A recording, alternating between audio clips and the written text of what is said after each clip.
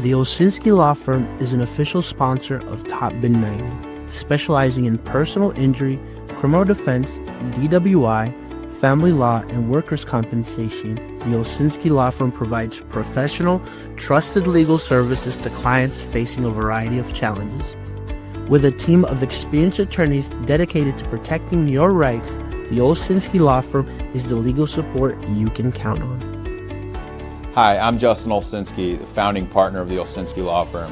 Me and my wife started this firm back in 2010 with the sole purpose of providing excellent service to our clients, giving our clients a personal touch because we had worked in bigger firms where we saw that not happening. We handle criminal defense matters, civil personal injury, wrongful death, workers' comp, and family law matters. We have a team of attorneys that care about the outcome of your case, and we will fight to make sure that you get the justice you deserve.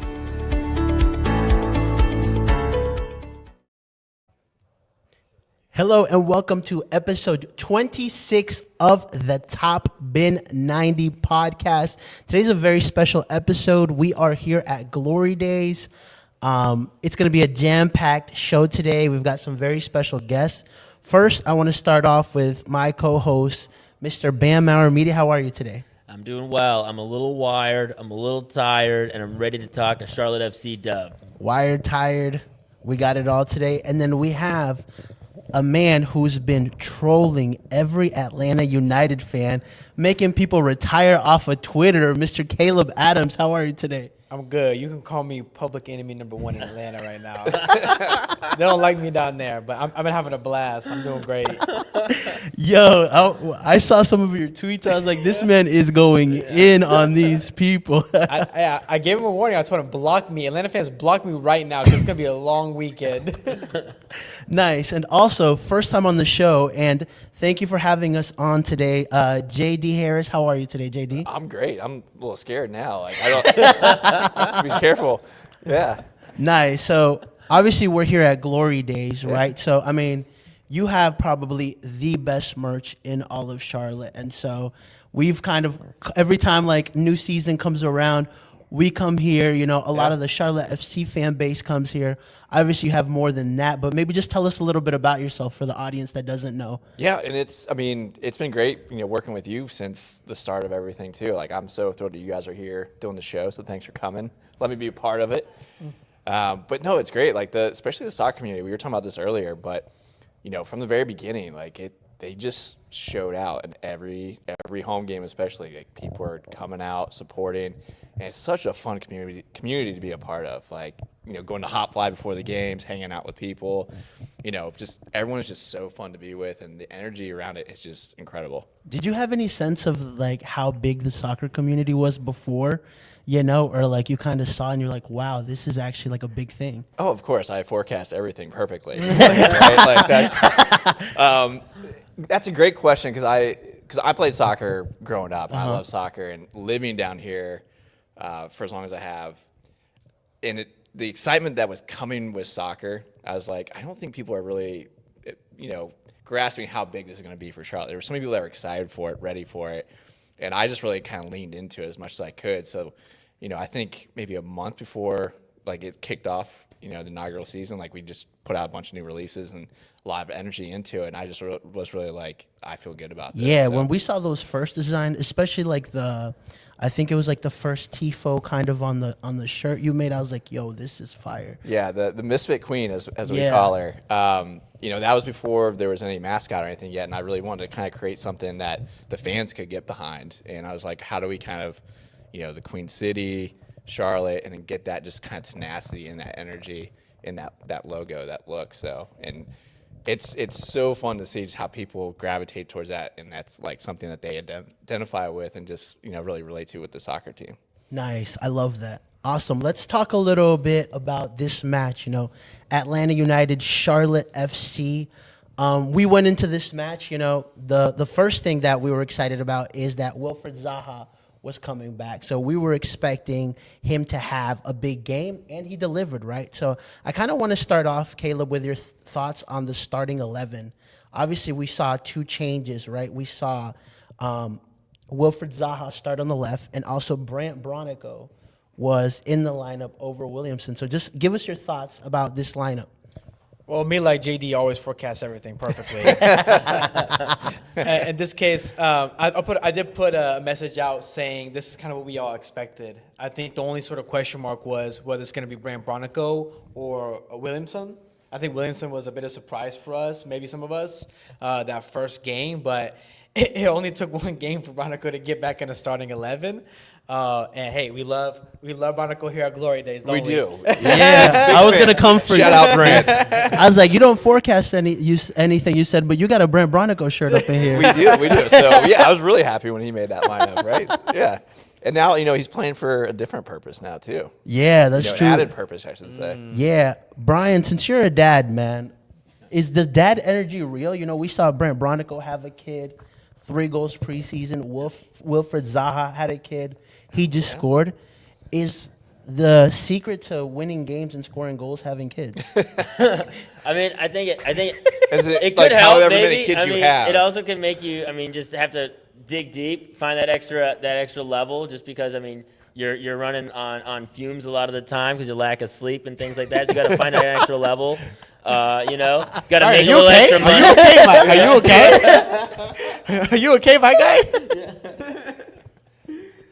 Nice. Awesome. Well, give us your thoughts. Obviously, big expectations for Wilfred Zaha, right? And so just your thoughts on this starting 11. Yeah, I mean, I thought Brant Bronico was going to be back in as soon as the post-match presser after the Seattle game, and Dean talked about just how frustrated he was with the lack of energy. He said the stat he pulled was that Seattle outran Charlotte by 5 kilometers. Yeah. And so that's a Brant Bronico situation, to put in and change that up. And so I thought Brant Bronico was going to be in the starting 11. He showed out. Dean Smith called out just how excellent his performance was in the post-match pressure after the game in Atlanta. So I'd imagine he's going to be keeping that job at least for the foreseeable future. Williamson is going to have to come up with some big sub-performances to knock him back off that spot. Obviously, as soon as Zaha was announced to be back in training, it seemed like that opportunity was going to be there for him to start as well. At that point, I'm just excited to see that starting 11 going into the game. First half was a little bit of a scare, but we'll get into that, I'm sure. For sure. And I mean, I like snooping around, asking questions, right? And so I was like, hey, if Zaha doesn't make it by Friday or if he barely is here, they were like, someone told me this. They said, this guy is so good that if he just gets one training, he'll start. He was like, if he doesn't get any trainings, he'll at least be on the bench. His football IQ is just at another level. And I was like, okay, that's the stuff I like to hear about our DPs, right? And so, Caleb, talk to me about that first half because, hindsight is 2020, right? Looking back, though, after the whistle went out, after that first half, wasn't a great first half. We had no shots on target. Almiron had 2 opportunities. And, Kalina doesn't get talked about enough, right? And he made 1 or 2 crucial saves in that first half. Yeah, I think that we came into the half thinking Atlanta probably feels better in this game. This is our place, our stadium. But Atlanta's feeling pretty comfortable right now. They've created some pretty decent chances. I think their XG was 0.84 to our 0.23 or something like that. So pretty much 4 timings our production. And I think that, speaking of Zaha, and we can talk about this more maybe later on, but we talked about his effect as a player and his talent, his knowledge of the game. He immediately saw we're playing far too slow, right? Yeah. Came into the half on a press conference, said, I basically gave constructive criticism while yelling to my teammates. But guess what? They responded. And I tweeted this past weekend it was really great to see Zaha get on the scoreboard, get a goal, get an assist. But He admitted it wasn't an assist. Yeah, I respect so. that. I respect that. But for me, it was the fact that he was pushing his teammates on to get a win. I saw some fans complaining about maybe Zaha's antics of getting salty when he didn't get the ball. But for me, what that shows me is he cares about the game. Yeah. You get worried when people start getting passive and not caring and not reacting. That's when I get concerned, is when something happens and the player's just in la la land, whatever. But if they're reacting, if they're saying, give me the ball, if they're screaming at their teammates, they're at least showing that they care for the game. And that was always a question, right? Was Zaha going to come in mentally and be in that state of, I want to win here, or was this going to be a nice place for him and his family to be at and chill out? Yeah. So I think we got our answer in that game, so that's encouraging. Yeah.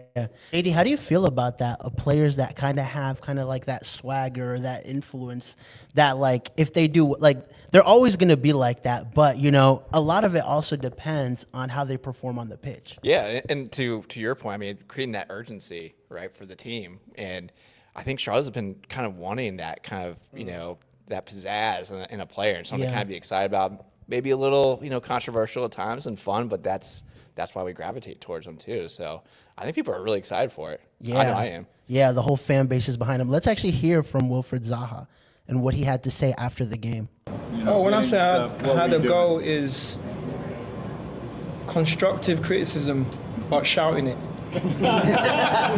Basically. Hey, what'd you think of the atmosphere, the game, the performance, everything? It lived up to what the boys told me. So yeah, it was a very enjoyable day. My daughter was born this week. Managed to get back. Goal and assist, I can't complain. After sitting out the first game, what do you think you did to help the offense really ignite there in the second half? I had a little go at a few people because I want to win. I just thought we just need to speed up what we're doing. And once we did speed it up, I don't think they could live with us in the second half. Or to be honest, this is the first competitive game. The pre-season games, it's us kind of getting to know each other, and I'm seeing how everyone is. But I've said it to a few of the lads. It's all fun and games until we cross that line. So if they didn't, they know now. No interest in coming out before 90 minutes before the end? No. The gaffer kept on asking me, and I asked him, like, do I look like I'm tired or injured? And he was like, no, I was just wondering. I was just like, I looked at the clock and it was 80 minutes, and I thought, since I'm here, I might as well finish the rest of the game. So yeah, I just thought it's a good game. I feel good, and I just want to win as a team. So yeah, I wanted to stay on. Nice. Well, the first thing I noticed about Zaha is that he's definitely going to be pulling up to glory days because he knows how to style. I'm ready. Come on through. I'll be here. Just slide the DMs. I'll make any time, whatever. Nice. I love that. Brian, when you hear a guy of his talent, a marquee player, talk about that, saying, hey, I had a little go at some of the guys, you know, I want to play. Dean Smith is asking me to come out at minute 80 or asking me how I'm feeling, and he wants to finish the game. How much confidence does that give you, one, as a team, and two, that this guy is here to make a statement? Oh, no. I mean, it gives a lot of confidence. I would say the biggest piece wasn't even just the presser. It was the way he performed off the ball defensively. He was getting back. He wasn't just sitting waiting for the ball to come back in possession and to attack. He was actively a part of their press. He was actively a part of the mid block when they were defending in the middle of the field, or even in the low block. He would go way back into the deeper part of the pitch and help get the ball and create turnovers and create counter opportunities and then spring into the attack. So he was really performing as a two-way player, which is, I would say, something that Charlotte also maybe has missed a little bit from the DP spot, just being that aggressive and willingness to perform both ways, be a leader, both directions. And then also, like you said, being vocal, being willing to shout, being willing to demand more, setting a higher standard, right? I think a big part of what has been missing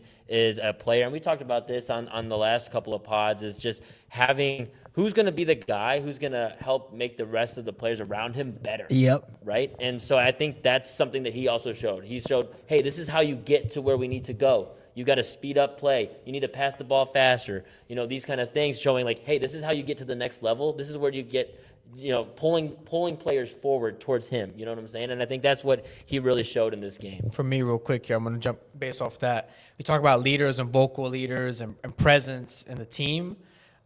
We have that in Kalina on the back line. Yeah. Right? Kalina's the guy, the loud vocal. Even Milan does vocal himself. We have Reem as well. Yep. In the midfield, we have Westwood. Yep. We were missing that personality, particularly on the front line. Yes. You know what I'm saying? Yeah. As a DP, you need to have a particular talent to you, but you also need a mentality that comes with that. 100%. Yeah, I think in that presser too, where he's been saying like 80th minute, he's like, no, I'm not tired. Like, let me go. Like, I think just that kind of mindset and that energy, like really, that stands out and that resonates with people too. So, and then he still went to the Horns game afterwards. Yeah, for real. Hey, he had energy. Yeah. I heard he wanted to come in the fourth quarter, and no, I'm kidding. He probably could. Point guard action. You just see Zaha. Nice. Caleb, talk to me about the second half then. Obviously, first half, tight game, right? 0-0, right? Obviously, Zaha got on the ball. It looked like an assist at first, but it was actually, what was it, like Atlanta's midfielder got to the ball? He tried to shoot, and it deflected off, and it fell into Biel's path. Yeah, so, I mean, how important was that early goal? I think that was like first couple minutes of that second half. Oh, that started the second half for me was going to be the dictator of the rest of the game. I think if Atlanta came out strong with momentum, it was going to be really tough for us to get back into things, just knowing this team.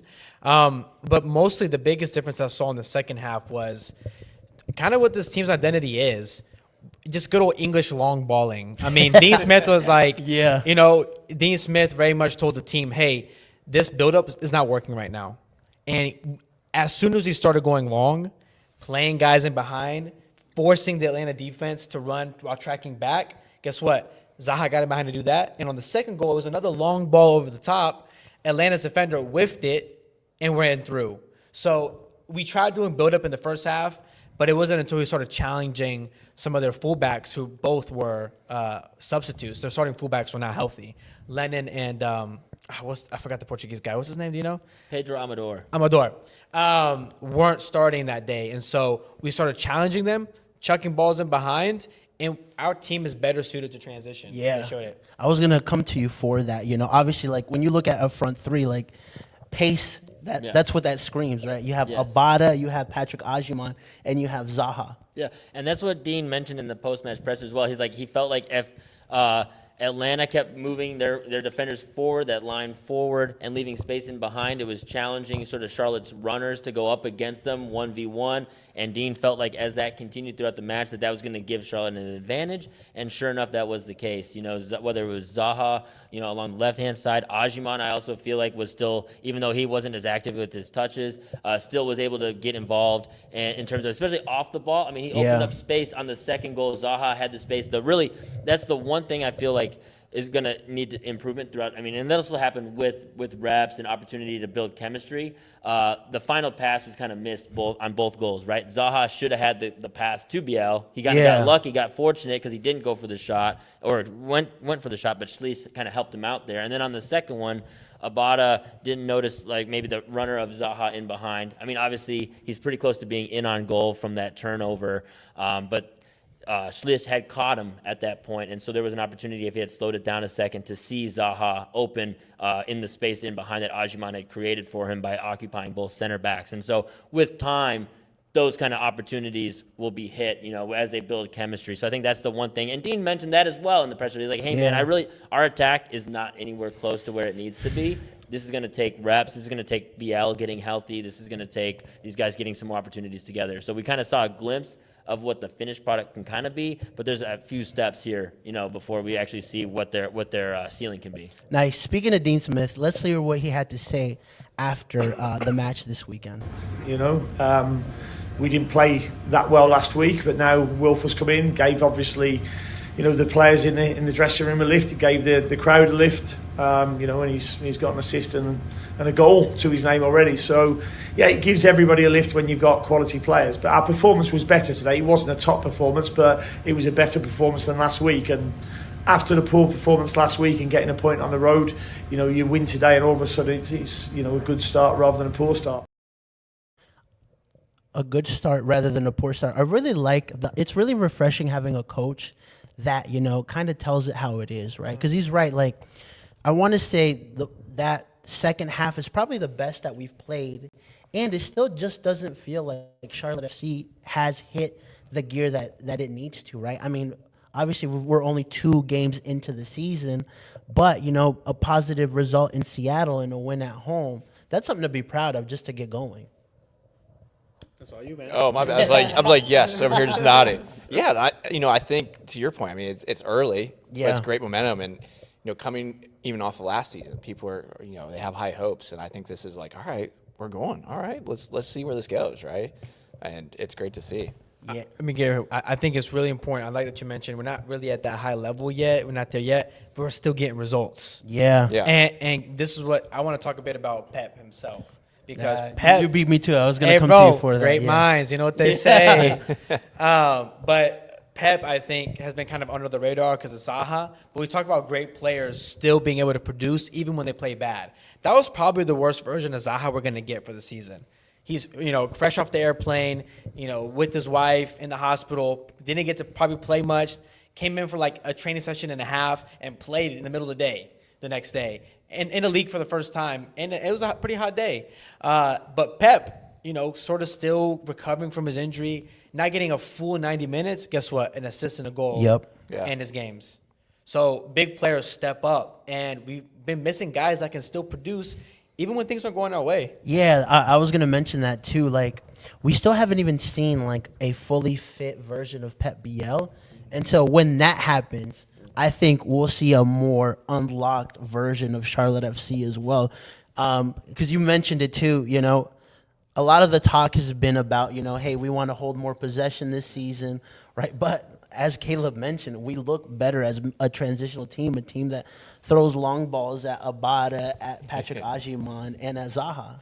Yeah, well, and also it just takes some time to build that chemistry, right? And that's not just Charlotte specific, right? Across the league, there have been some really shoddy performances early so far this year, and that's pretty common in MLS. The first month or so, I think Matt Doyle said that recently on SoccerWise. He's like, honestly, everybody kind of sucks for like the first month or two, right? And because so we have a longer break. Yeah. MLS has a longer break than most longer leagues. break. I mean, look at the champions right now. Yep. Right, so it just takes a little bit more time. But right now, like you said, getting points, getting results, even while the team is still figuring things out. You've also added, a few new pieces into the attack that helps. That's just going to take time to get that the progressiveness, that possession style of play that they want to kind of add to as a dynamic to their game. So it's just going to take time. May, June, July. If it's still not there at that point, then that's a red flag that we got to voice concern. But I mean, until then, just keep grinding out results. For sure. Caleb, how much of a plus is it starting off the season as well with, a back line that keeps a clean sheet? I thought Privet was excellent this game, right? Kalina stepped up when he needed to step up, right? We saw that tifo of him, honoring him for MLS Goalkeeper of the Year. They could have worked on the face a little bit. But you know what? Hey, listen, I got the utmost respect for the tifo team because that's a lot of work. For free. Yeah, for real. Yeah, for and it's free. different when it's like spread on the floor. Yeah. That looks good. We're good. We're fine. Yeah, but talk to me about that back line. Well, I think in general, this is the most stability we've had going into the season. Right? Yeah. This is the first. Congratulations to Dean Smith. Round of applause to him. The first Charlotte FC head coach should go a full season and start again the next season. So big congrats on Dean for that. That's a great point. There's kind of like a kind of no, feeling, 100%. right? Like, yeah. I totally agree. For me, coming into the season, I'm like, man, it's so nice coming in and knowing what to expect. Like, I know how we're going to try and play. I know what our strengths are. I know what our weaknesses are. I know, how things are going to, you know what I'm saying? It's a very unique feeling, whereas there's been so much turmoil, tragedy in our preseasons that we haven't faced this offseason. Scandals, I mean, coaches going crazy. We've only been around not long, but we've got literally everything. Yeah. I mean, We've got some good literally storylines. everything. Listen, Right? the Like Netflix early. documentary is going to be unreal the first 4 years. The behind the music. But I mean, Charlotte FC version. exactly. But the point is, I think that stability is reflected in also having a coach that had a defensive first sort of approach. Yeah. And you have the same personnel for the most part. It was inevitable for me that, okay, I know at least we can count on our defense. The first game, a little shaky, but hey, we saw a little bit of what we saw last year from this team in this match on the defensive side. Nice. Anything else you want to add on the back line? Obviously, I'm happy that, that they kept a clean sheet because I just think that builds confidence, especially like when you look at an attack that Atlanta has built. Like Tom said it himself, right? Like he thinks that Charlotte and Atlanta probably have one of the best attacks in MLS, right? We kept their Starbucks order number 2, Lothy Loth. from scoring. So Yeah, I mean, and in week one, Latte Loth looked incredible to me with his brace against Montreal, his explosiveness, his speed, and he still showed that, right, against Charlotte, but just didn't have, Charlotte is able to contain him, prevent the end product. I will say, and Blake, my co-host for Drop Point, shameless plug, he posted an article or posted on X today about just who is allowing the most shot creating actions, and Charlotte is up there. And so I do think that is one thing that is a bit of a concern. How do they reduce the amount of volume and shot creating actions and just shots in general against? How do they reduce that amount? That was one thing I had a concern about going into the season because Kalina had to have a goalkeeper of the year performance to kind of keep Charlotte where they were at last year. It's just improbable that he's able to statistically keep that up, right? And so how do you help support him just have to take a little bit less volume on throughout the course of the season? So that's my one caveat about the defense. They played solid today. They built up some momentum with a clean sheet, but how do we reduce that attacking volume against? for sure. And you mentioned Dean Smith and, the stability, right? Also, our first two coaches started with losses at their home opener. JD, Dean Smith, 2 home openers, 2 wins. Just how good is that from a fan perspective? I mean, we hadn't even screamed a goal at an opener, and we had 2 this weekend. And it's just like just the energy in the city. Yeah. It's just you feel it. Like even Saturday morning, having the store open, just the people are so excited. Then after the game, totally different vibe than when it's a tie or a loss, right? Yeah. And it's like everyone's still out and excited and it's warm. Oh, it's great. It's good for business, isn't it? It's so good. I'm like, keep doing that. Keep scoring, keep winning, please. Nice. How did the I guess the roar of the crowd after the BL goal or the Zaha goal? Oh, it's just fun, right? I think people have they've been wanting to have a team to be excited about, and this is it right now, and it's great. So obviously that's exciting, but I also want to touch a little bit on the attendance, and so every year it keeps going down, right? And so this time we had, I think it was 51,002 people, right? So on the plus, the team's getting better, but on the downside, the attendance has been lowered. So obviously people have given kind of their analysis. One, we were a nationally televised game, so that's where they slotted us, which, Charlotte FC can't control that, right? No. And 2, I guess people's kids are playing, in tournaments and stuff. I don't have kids, so, Brian, maybe give us a little... Don't know how that works.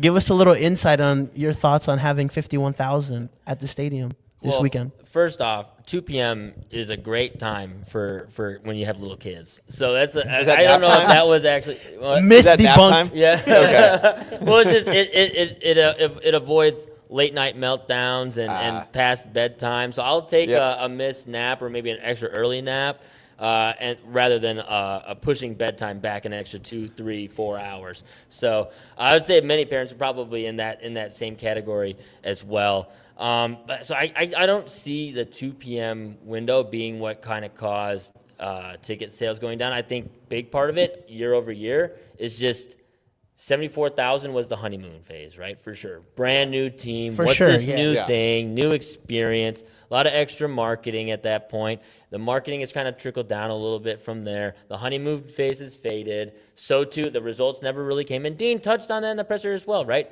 Wins will bring the fans. They'll come back. So I think that's really the build-up over time has just got to be, if you want, whether it's 2 o'clock, 7:30, it won't matter if you win games. And so I think that's really what it comes down to. We see the stadium get full every Sunday for NFL games, right, at 1 p.m. all the time. So I don't think that's 2 a p.m. great point. has anything Not Panthers to do games. They're not full. Not with Panthers fans. Well, and to your point, the wins are going to bring the people, right? And then becomes a consistency, right? So it's keeping a certain number, week after week after week, right? So, keep winning, and I think it's going to stay steady, and then. If we keep winning, people are going to be excited. There's Charlotte's winning. Let's go check this out, see what's happening. Yeah, for sure. Caleb, do you think we'd have over 60,000 if it was at 7 p.m. game? I do, actually. I think while family is great, I actually think a big audience of Charlotte's crowd are people that are between the ages of 18 to 26, 27, and 30 as well. There's a huge audience there, and a lot of those people are waking up at 11 p.m. on a Saturday. Yeah. I'm sorry, 11 a.m. on a Saturday. I mean, like, for example, my sister, she sleeps in until 11:30, then has to race to the game. Like, if you're not fully invested into the team, you're not going to be doing that. But I think the time played a factor? I do. Did it play like a huge factor? Probably not. But I do think we get at least like 58, 59 if we play at 7:30. Yeah, that's fair. And also, people expect games to be at that time. Yeah. I had people tell me, "Oh my gosh, I missed the whole first half because I didn't know it started at 2." Right? So people got into this rhythm of coming into games at 7:30. Then even some of my friends who were followers didn't even recognize the game was at that time that it was. But then that's not on the time. That's on promotion, right? I mean, if you don't know what time the game is, that's promotion. You'd be surprised how many people didn't even know the season was starting. You'd be surprised. And I also feel like to keep it special, the first home opener needs to be at like 7:30 or 7. You know, I'm good with having games every once in a while at 2. I think ideally the best time is 4 o'clock. There's something about a night opener. Yeah. Like, there is. And I agree with you. But also at the same time, looking back, like, well, it was 72 degrees, sunny, and that was pretty nice for the afternoon versus super cold. But Yeah. And even for promotional stuff, a club can do more at night. The light shows, the activities That's a you good can point. do. You can actually, as a club, you have a little more freedom to do things at night rather than the day. I don't know, day games, they're cool, but like, I don't know, a little of that glamour kind of comes off. It doesn't feel as prestigious. I don't know how to describe it. For It sure. just feels like I'm playing. It just feels like I pickup, feel you like there. you know, like I'm playing club ball on a Saturday. On the plus side, like we're used to getting out of that Game 1 of stadium the at like tournament. Yeah. we're used to getting out of that stadium at like 12, Yeah. right? This time we were home at like 6. It was sick, and then Yeah. I got home, watched a bunch of MLS the whole rest of the night. Yeah, It was it's- chill. didn't have to push bedtime. No, didn't have to put everything. Went back to routine. I was like, "What's happening right now?" It was like living in the Matrix. Nice. All right, we talked about that. I also want to address all the Euro snobs out there and MLS haters. You know, we had a video go viral. I think it's at 3 million views right now of Zaha just getting coronated after, you know, winning. And, you know, everyone outside of America started retweeting this tweet that we had See, I and didn't see saying, this. yeah, they were saying, you know, oh, it's so corny. Listen, there's a lot of things that you can criticize MLS for. And I'm down with some of the stuff that the league gets criticized, but not something like this. I think this is really cool that, you know, in the Premier League, you get that little, I don't even know what that thing is called, that little small trophy for player of the match. Mm-hmm. Okay, why don't you make fun of that? We do it big here, you know, it's MLS, you know, so we're doing it slightly different, and I love that. It's a great tradition. It goes back into, you know, kind of that Queen City, Charlotte vibe. And, you know, all the Euro snobs out there hating on us, you know, you wish you were us. So, Facts. That's it. They hate it 'cause Enough they said. hate They hate us because they hate us. Enough Yeah. said. anything you guys want to add on that? Well, I just think felt what's some cool with that type of way. tradition, too, is like it's kind of bringing it to the community, to the fans in that moment too. Right? That's one of the 100%. coolest parts about it. No, I agree. Like, I mean, what team in Europe can fans surround and celebrate a player after a game like they Yeah. did with Zaha? I mean, and as a player, how special does that feel? You look at Yeah. the pictures of guys who are receiving that little Premier League trophy, and they want to go home. But you see the guys that are up on the throne, they're cheesing. They're really happy to be up there, and so you know, talking to some of the guys on the team personally, that's a goal. They want to be sitting there. I think Zaha didn't even know. He was like, well, I go. Yeah. Oh yeah, Like, I go up there. 100%. Yeah, I also loved, you know, that they had that little mini Minty in the little car kind of come out with the man of the match. So I mean, like, these are like fun stuff that we do that that necessarily isn't translated in Europe well, but I don't mind it. Like, obviously, like we're a different league, it's different, right? But these are the things that I feel like it's unfair to get criticized on. No, for sure. I mean, I think MLS is just, and it's always been known for that, like just being a risk-taking league. And I think obviously there's going to be things that teams or the league itself gets ragged on for this or that. But I think at the end of the day, that's what MLS is. MLS is a risk-taking league. It's sort of similar to like when New England did that whole thing with like the tee, and they pushed the tee up, and people made fun of it. That was trash. So there's just like different things. But I think it's all character and fun, and it kind of builds just life and story to what's happening in this league, and it creates more rivalry, animosity, kind of just all of the array of like human emotions. Where I feel like sometimes in England when I watch Premier League, it's just kind of like stagnant in the same weekend. We got the change is like, okay, teams got relegated, teams get promoted, and those are like kind of the changes. But at the top, it's kind of just, okay, these 6 teams, they maybe rotate a little bit, but things overall kind of just stay the same year after year. Yeah. Whereas in MLS, there's maybe a couple new rules that come in. Like now the players got to get off the field in 10 seconds, right? Things like that kind of happen. And so it's just kind of like, how does the game evolve? And I feel like a league like MLS provides the opportunity for the evolution of the sport itself. Whereas if you're a part of a fan base of a league that's just kind of stuck in the traditional sort of sense of the thing, like Premier League has become, or found itself in, the likelihood that you become the next evolution is unlikely. I feel like that's where MLS has set itself up for some success in the future. Yeah, and to be fair, it wasn't everyone, but it was a good majority of them just kind of trashing on that video. But I just got to say thank you for the engagement. That's key. That's right. Nice. One last thing I want to address before we talk about Inter Miami, right? Atlanta fans saying this, saying that. They tried to make fun of Charlotte for posting about the supporters section sold out. Bro, you guys didn't even stay the whole 90 minutes here, right? It was like, minute 85? We saw a whole bunch of Atlanta fans leaving. Like, I get it. You're in uptown Charlotte. There could be traffic. But you stay till the end to support your team, right, Brian? Yeah.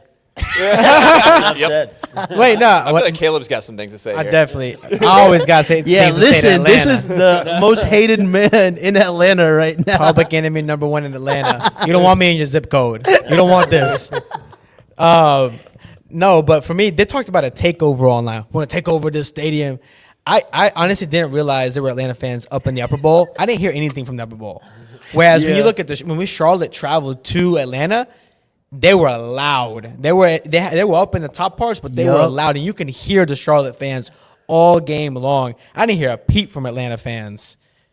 Yeah, that's it. For sure. JD, anything you want to add? Obviously, we talk about a rivalry starting to build, and I like seeing stuff like that. I'm just gonna show this real quick here, just the back. Yep. If you look at it, it says, "Hey, at least we're not Atlanta." Hold on. Do it again. Yeah. Just just a little zoom fun in, there. Cisco. Am I going the right way? Yeah, you're good right there. Yes, sir. Hey, at least we aren't Atlanta. So good. It's a simple shirt, but I had to add a little. That's just good. a little something. That's good. It's fun We with the need a little rival. bit of Atlanta hate in every little shirt that you make. Yeah. Every bit of merch. Just sneak it in there. A little Atlanta hate. I'm all for it. You ever That's seen probably why those? people like it so much. It was like those shirts at like Hot Topic a long time ago with the Oh, gosh. pocket. Yeah. Right? And then like you pull it down and it's giving you the middle finger. Yeah. Throwback. Nice. Awesome. All right, let's move on. Let's talk a little bit about Inter Miami. We talked about having a tough start for Charlotte FC to start the season, right? And we've been doing well. A point in Seattle, a win at home. Now we go to Lionel Messi FC in Fort Lauderdale this Sunday. I mean, I know you criticized that the primetime Sunday game was Houston versus Inter Miami. They didn't even have Messi, and they still whooped Houston. Segovia looks a player, Luis Suarez with half a knee is still cooking. This is the greatest 9 ever. Okay, let me stop. Let's talk a little bit. Whoa. A little late. He was about to go Wrap full this up. Barca there. I was awesome. This is not a Barca or a Miami podcast, by the Or way. Messi, none of this. Wrong podcast. Listen, Wrong podcast. he's the GOAT. But go ahead, talk to us about Inter Miami, Caleb. Well, I think Miami is always a really fun matchup for me because even with Messi, ironically, since Messi's arrival, the only game he lost was the one that he didn't play. Yeah. And so I'm really interested to see how this goes. I think Atlanta's win is huge for that match. I think the confidence that gave going into that match, the energy from all the players is only going to help us boost our ability to get a result there. We absolutely can get a result there. I think we match up well against Miami if we play our cards right. I'm really excited for this one, but it's going to be tough.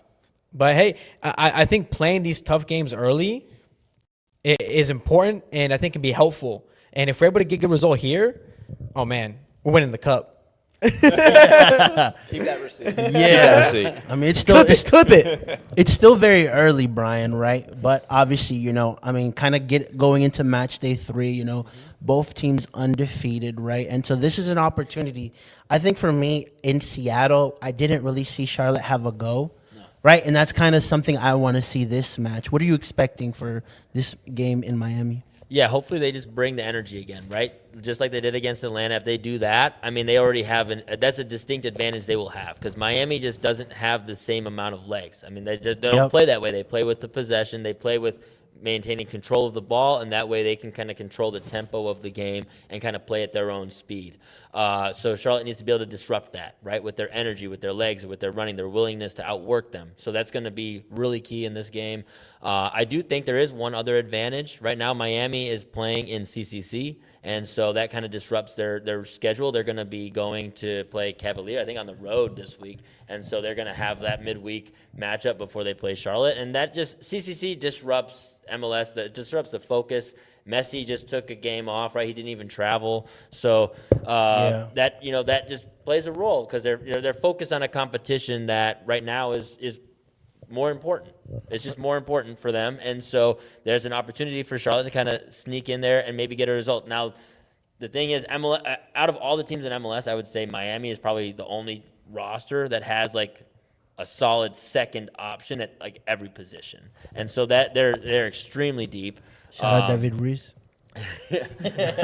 and so there, I would say maybe besides Seattle, maybe you could maybe throw Cincy in there just because Yuya Kubo can play like every position, and so. But besides that, I would say, I mean, there's just going to be a situation that Charlotte just has to dig deep, work hard, and find a way to get a result. Now, at the same time, they're also playing with house money a little bit. I feel like 4 points after when I was going into this season and seeing this first 4 games. You were expecting 4 points? 4 was like a decent showing. Like in the first 4 matches? In the first 4. Yeah, first 4. Like if you look at this on paper going into this season, if they can come away with 4 as they get the season warmed up, it's not great, but it's getting through these first 4 legs. Now it seems like they really could come away with significantly more than that. Yeah. And so this is an opportunity, like Caleb said, building some momentum after the Atlanta match and see if they can't, get all 3. Yeah. Caleb, now that Brian said he didn't believe in this team, how do you... I'm glad you understood it as that too. How do you see that? Does it feel like we're playing a little bit with house money? Because obviously if you lose in Fort Lauderdale, right, outer Fort Lauderdale, because it's not Inter Miami, it's you went to a tough place, Supporter Shield winners last year, right? They've got Messi, they've got Suarez, they've got Jordi Alba, Busquets. But do they have Brand Bronico? They don't. They don't. No, I'm going to have to disagree a little bit with Brian here. I think that the expectation this year, I think for all of us, for the team itself, is we want to be a solidified top 4 team in this league. Yep. And to do that, you have to win some of these games against a Miami, against a Cincinnati, against a Seattle. Like this, you have to beat these guys at some point. At some point, we got to start looking at ourselves as underdogs. Like, we have to change that identity and the feeling around the team that, hey, we were underdogs for a while, we overperformed for a while, but the expectation, I think, not just externally, but also internally is, how are we going to be the standard in MLS? And so we need to start seeing ourselves as equals at some point. And yeah, Miami got a ton of money. They got all these old players who are still balling out, but you have to win these games. Like, you have to come into these games with the mentality of, hey, we're one of the best in this league. Guess what, Miami? You're going to have to beat us as well. Like, we have to go into the mentality of, you still got to beat us. You got to get past us, And so that's where I sort of disagree with the house money part, is just that we talked about standards. When are we going to raise them? Yeah, I like that. JD, I mean, obviously they have the GOAT Messi, right? But we kind of have a solid team, right? And now we've added Wilfred Zaha. Yeah, I think that's a great point that Caleb brought up, is like, we're not the new kids on the block anymore. Like, we got to change that mindset where it's like, we don't, like, the underdog's nice sometimes, but we don't be that all the time. Mm-hmm. I think that's a great point. Yeah, for sure. And I think Tom said it best on our show last week. He said, even without Wilfred Zaha, Charlotte FC is still a decent team. You add that X factor in there, right? And that's what we've talked a lot about, this season, like having higher expectations. And I think having a guy like Zaha, right, who's not even fully like ready yet and scoring goals, right? hopefully we see a better version of him and honestly of our whole front three and Pep Biel in Miami.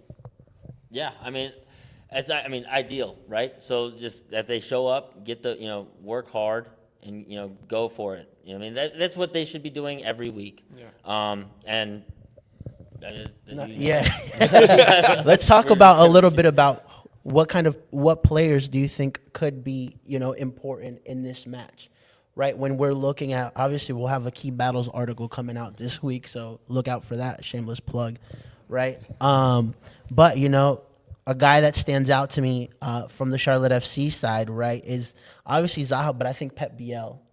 Biel, I think he slowly he's got 2 games now, 70, 80 minutes.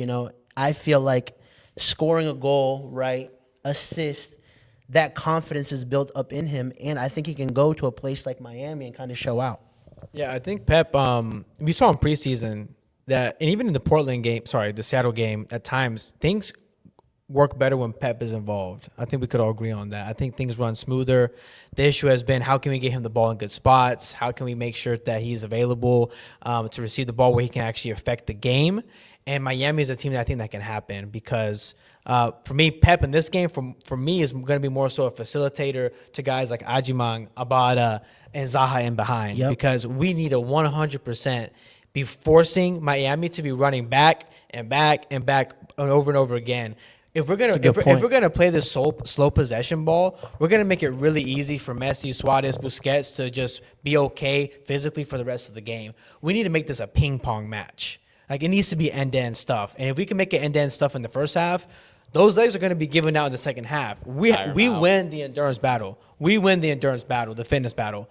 But we have to come out and play that way at the start. That, for me, is the key. We've had sort of poor starts to begin with in these last 2 matches. Yeah. You can't afford to do that against Miami. You really cannot afford to do that. I mean, we saw that last night against Houston, right? They tried to hold a little bit more possession, right? And as soon as they lost the ball, I think that's what Inter Miami has. They've got lethal players, right? Yeah. And they didn't even have Messi out. No, they had their young guns, right? Allende, Segovia. I think really, I mean, be willing to make the game a little bit chaotic, right? Yeah. I think that's really the key. If that means just launching the ball long, like you saw in the second half of this last game, just kind of be willing. However, you find a way to make it end to end, make everybody run around and just kind of get out of position and just kind of like lose their footing a little bit and not be comfortable. I think that's an advantage for Charlotte. Nice. Awesome. Let's kind of dig into some score predictions really quickly then. And so I'll start off with you, JD. What are you expecting this match? 1-0 Is that, is that adequate? A favor of who? I'm sticking with it. Okay. Yeah. Nope. All right. Final answer. My next? Yeah, go for it. I'm gonna go with a 2-2 draw. I'm gonna go. After all that talk about my 4 points and house money, and you went with a 2-2 Oh man! I think it's still gonna make a statement. I think that there's a big opportunity here to make a statement. Getting a draw in Miami is still great, but it shouldn't be the goal. Like, we need to set the. I just see this team conceding a late goal to Messi or Suarez, bailing them out. I think we're gonna be up 2-1, and we're gonna concede some goal or something. You should have started off like that, not just saying 2-2. Yeah, he was like, big expectation. We got to go do it now. We'll get a draw. I think we're gonna punch him across the mouth, but I think the individual talent at the end of the match is gonna be able to bail them out. That's fair. Who scores for Charlotte? Ajimang opens up his account. Yeah, Ajimang nice. It's about time he opens up his account. It's gonna be an assist from Pep. He's also going to play him through. We saw a little bit of that Pep Ajimang magic last season. And then the second goal is going to come from, I'm going to go, Pep keeps the streak going. He's also going to score. Nice. So I'm going to say 2-1. Okay. We pulled off injury time. Nice. Oh, there we a little go. different. Yeah, okay. I like Ajimang that. for the first one. Yeah. Okay. Brandt's going to get the second one. Okay. I love Gotta that. be. Nice. That'll be good. Superman on him. That's right. Superman on him. Yeah, I like your Patrick Ajimang scoring. Like, I think he needs a goal. Yeah. You know? And It feels I feel like last time Charlotte played in Miami, me and Caleb went back and forth a little bit on X about this game because at the time Karol Swiderski started in that game, and it felt like a game for Patrick Agyemang to be starting in. And so this is his opportunity to get to see if this comes to fruition. And I think he also does find a goal. It's just it's an Agyemang type game where just playing against a back line that's gonna not want to be like bumped up against, and he's going to do that all day long. And so I think he definitely finds a goal. I'm going to go 2-1 Charlotte. I'm going to go over the top of Caleb's draw. Yeah. I think your analysis should have been swapped, and so because he went more conservative with the 2. Yeah. And then you said 2-1. Did you say who was on the score? I'm going to go, let's do Agyemang brace. Let's go all the way. I Okay. like it. Agyemang Dang. brace. I can see that. All right, money line that right now. Yeah. Wait, where's the betting sponsor? No free clout. The funny part about it is just like CCC does impact things, right? And so midweek, if they rotate, they're probably going to rotate some pieces again, and it just has an impact early in the season. Yeah, We're but you know already what seeing also that has an impact? Lionel Messi. Yeah, we'll see. Okay, and then I'll give you my predictions too. I think we'll win 1-0. What? After all that Lionel Messi talk? A clean sheet? Yeah, I think we'll go out there like you said. Respect that. Yeah, I think a 1-0 win, right? And more than a 1-0 win, like you said, a little more of a chaotic match, but I want Miami to feel like, okay, Charlotte is a team. Yeah. Like they're giving us a go, right? And now we finally have a competitive squad. And like you mentioned earlier, the expectation should be higher. Just like now we're expecting Patrick Agyemang to start scoring goals. We're expecting this team to be a better team, to play better, right? To go to Seattle, to go to Miami and say, we have a chance. And before it was just more like, please let us not get destroyed. Now it's like, hey, we actually have a competitive team. And this is a great weekend to show it. I'll be there. So I'll be, if Dean Smith needs me to come into the locker room 10 minutes before, give a motivational speech, I'll go in there. I'll talk to them. Listen. You want to test out a little bit Y'all right are now? playing, y'all are playing with house money. Listen, if I didn't have 2 torn ACLs and I weighed like 100 pounds less and I was better in the air and I had more leadership skills and I can run and I could, have better vision on the field, I'd be out there. But if I was just missing those few things. Yeah. If you're just an entirely different person. So that 1-0, would that be a lot of action that Kalina is going to see, in your opinion? Or? Yeah, I think so. Okay. Kalina masterclass? Yeah, I think so Okay. too, because like you said, like it takes Messi one moment of brilliance. Like I think it was last year when we played them away as well. Like Messi wasn't having the best game, and he still scored. Yeah. And so That's what I'm talking about. That's the problem, that like he could just put it top bins one time and it's a wrap. My question is, how much do you think they're prioritizing this game against Charlotte, Miami? It's a really good That's a question. really good Because Seattle rotated against us. I mean, Seattle did not start their best 11. I mean, is Miami saying we're going to go all in on Champions Cup? Like, I mean, how does we view this as a big opportunity to make a statement? Does Miami see it as like, hey, we'll be happy to scratch a draw out of that and move on to the next game? We know Charlotte's going to be a tough game. We'll get a draw, move on to the next, whatever. We'll rotate. What do you think their mentality is, their approach is in this game? Well, I mean, I think they're definitely going to rotate, but at the same time, they do have a roster that's super deep. So the guys that are going to play are obviously going to go for it, but they have the ability. The way their roster is built, like I said, they have kind of a second starter at pretty much every position, which is pretty uncommon in MLS. So I do feel like whoever's out there is going to absolutely be going for it. It just might not be their best 11, but I mean, that's still a solid squad, right? We saw what they are capable of against Houston, and we saw what Seattle was capable of against Charlotte, right? With having like Georgie in there and stuff like that. So I think Seattle is built pretty deep as well. And so these teams that have that rotation because they're in CCC, they're kind of built for this, situation to deal with, going into this season. And so it's going to be rotated, but the guys that are going to be out there, I would expect they're going to be going for it. Yeah, I don't think Miami goes into any game thinking that, like, okay, like we should get a draw here, especially at home, right? Yeah. And so I think we'll see a really good Miami, and it should be a really good match this weekend. I'm super excited. Prime time. Yeah. Sunday. Yeah. Yeah. Sunday evening, prime time. It's a big statement, man. We can make it. We can make some new waves here. Yeah. All those Houston Dynamo fans are gonna be coming for you. Like, why is this Miami Charlotte game? Bro, on Sunday? Houston Dynamo is so irrelevant to MLS right now. They went top 10 the last 2 years. I don't care. No one cares about the Western Conference. Go ahead and give him your at. Go ahead and give him your at real quick. Yeah. It's Caleb Adams. You can have me there if you want to roast me. Hey, I dish it, but I can take it. Don't worry. I won't hide like some of the Atlanta fans did who got off of Twitter.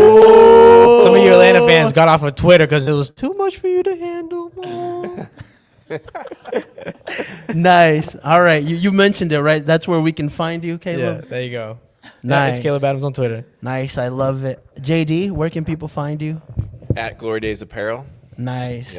Yep. Come here. Obviously, like the location, I don't know if you could kind of show it real quickly. Yeah, we're right in the heart of South End, Charlotte, 2202 Hawkins Street. Check this out. Look at all that cool merch.